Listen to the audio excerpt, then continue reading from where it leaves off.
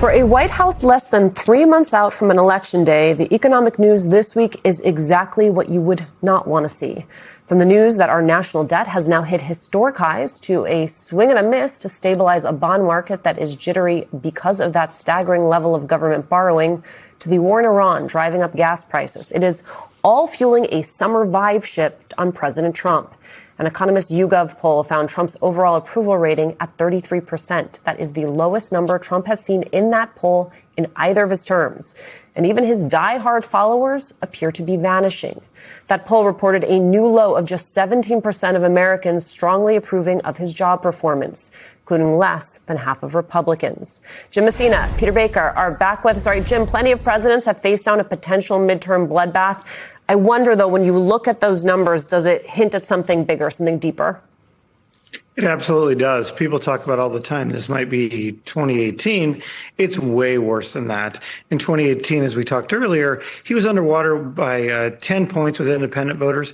He's now underwater by 40-some points with independent voters. We just haven't seen something. I think it's more like 2006 when the Democrats took the House and the Senate at the end of George Bush's term because of the numbers. A number you and I closely track as Latino men. Donald Trump became the first Republican to carry them in 2024 by 10 points. He's now underwater by 30-some points with those same voters. Those are the voters that are going to decide elections in Nevada, in Georgia, in some of these big Senate races. And so, we're just not seeing numbers like this before. And again, when you're in the White House, you realize every day is a choice and you've got to decide what to do. And at a time when we all would be moving an economic narrative, when we'd have the president out there talking, going to local events, talking about factories and jobs, he's giving reporters a tour of the helipad. He's distracting for days, to Peter's point about, defending Natalie Harp. It's like, if I was Republicans right now, I'd be losing my mind saying, what are you doing? Let's focus on expenses. And yet he spends time saying there aren't a problem. And so this is a creation mostly of their own making. Yeah, the latest incarnation of this, Peter, was the administration's bond buyback. It was quickly shrugged off by the market. But Secretary Bessent says, trust us, just trust us. Oil bonds, it's all going to be fine. Take a listen. In terms of being willing to do, what I would call a treasury twist here, in terms of the bond market, what do I know that the market doesn't know? So, I think the market's probably gotten a little ahead of itself. A lot of people, not much to do in August. I'm confident that bonds will continue declining. We've got a spike in oil prices today that I don't really understand. Our announcement is for economic action, and I think that the economic action will mean that oil prices will come down sooner. Okay, so he's chalking this up to, quote, summer boredom, oil prices that he himself says he does not understand. Is it that the White House has become complacent, that they have become overconfident? Peter, help me understand what I suppose is their economic message.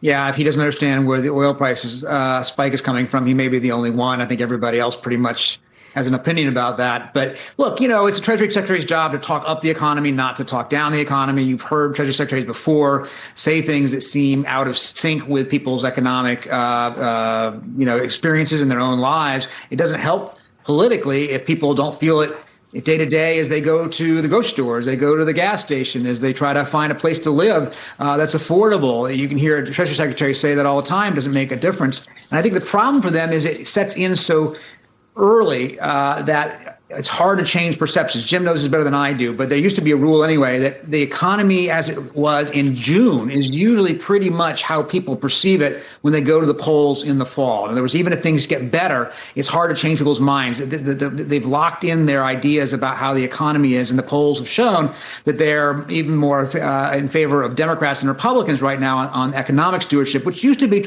Trump's strength. And that's a problem for Trump. The one thing he always was able to fall back on is, you may not like everything else I do, you may be you're thinking I'm too much of this or too little of that. But the one thing I can do is build you a really good economy. That's not what people see right now, according to these polls. And that's going to be hard to turn around. Their theory of the case of the White House is if they can simply find a resolution to the Iran war sometime soon, that things will start to at least improve a little bit, that the numbers will tick up a little bit, the prices of gas will start coming down, and that will create some degree of momentum. But it's awfully late in the game. People start voting not in 75 days or whatever the number is. They start to vote actually much sooner than that in September in a lot of states. I mean, Jim, we heard the Vice President of the United States recently say that we are still in the middle of the Iran crisis, not anywhere near the end. If that is their theory of the case, have they run out of time politically? They absolutely have. And the research is really clear here. There's two moments that really matter for voters. To Peter's point, it's June. Why is it June? Because everyone gets out of school and puts their kids in a minivan and drives all over the place. And they realize how expensive gas prices are.